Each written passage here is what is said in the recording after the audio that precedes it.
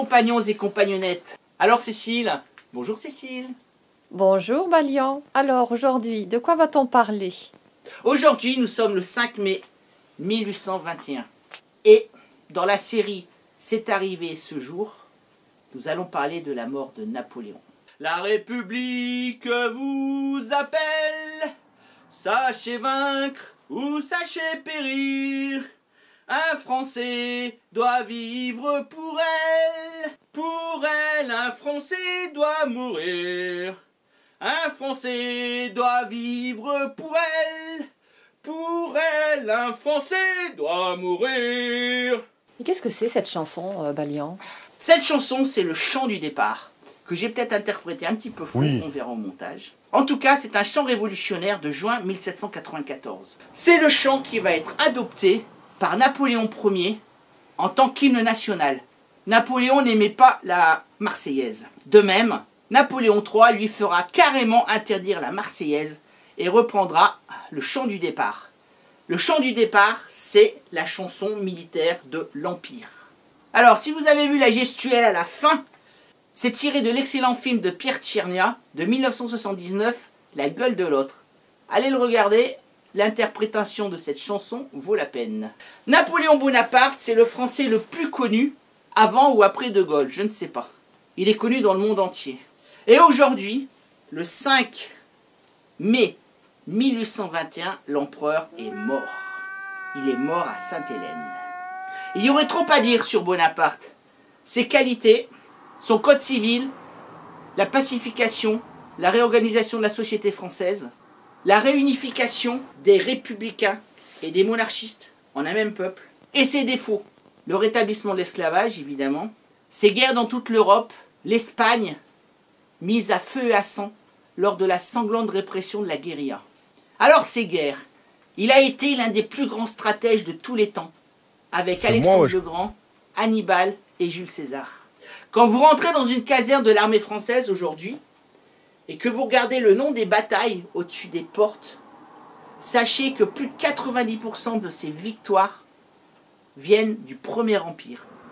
Comment ne pas vibrer lorsqu'on évoque le soleil d'Austerlitz ou la charge des 10 000 cavaliers du maréchal Murat à la bataille de Iéna. Les tactiques géniales du grand stratège qu'est Napoléon, son adaptation au terrain, et la dévotion que lui vouaient ses soldats de la Grande Armée, et le peuple de France. On en reparlera évidemment. Difficile de faire une chaîne historique sur la guerre sans parler de Napoléon. Mais Napoléon, c'est aussi l'Europe à feu et à sang. Des dizaines, voire des centaines de milliers de morts. Des générations brisées. Napoléon, c'est un tout. Il faut prendre ses bons côtés et ses mauvais côtés. Comme il le disait lui-même, dans une phrase célèbre, du baptême de Clovis, je cite Napoléon, du baptême de Clovis au comité de salut public, j'assume tout. Napoléon, c'est aussi la défaite.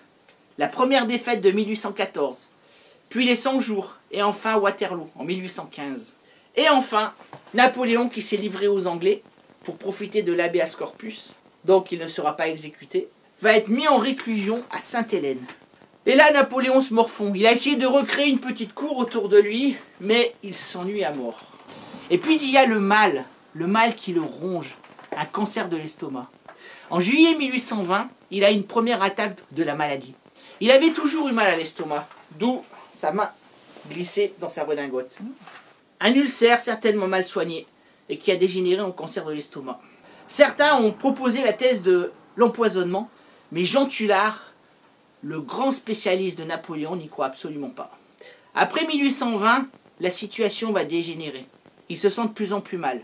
Alors, le 13 avril 1821, il dicte son testament. Il sait que la mort est proche. Son mal ne lui laisse que quelques moments de rémission, quelques moments de lucidité. La plupart du temps, il est dans son lit. Il attend la mort. Et puis, il tombe dans un coma profond dans la nuit du 4 au 5 mai 1821. Son souffle devient à peine perceptible. Son médecin est autour de lui, ses derniers amis. Et enfin, vers 17h40, son souffle est à peine perceptible.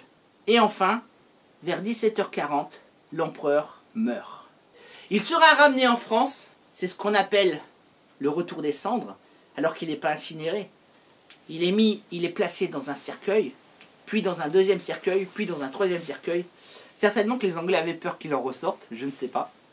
Toujours est-il qu'il revient en France le 18 décembre 1840 et il sera inhumé dans un magnifique tombeau aux Invalides. Alors Cécile, qu'est-ce qu'on dit? L'empereur est mort. L'empereur. Vive l'empereur! Voilà. N'oublie pas de t'abonner, n'oublie pas de liker et partage si tu as aimé cette vidéo. Et souviens-toi, l'histoire, c'est toi qui l'as fait.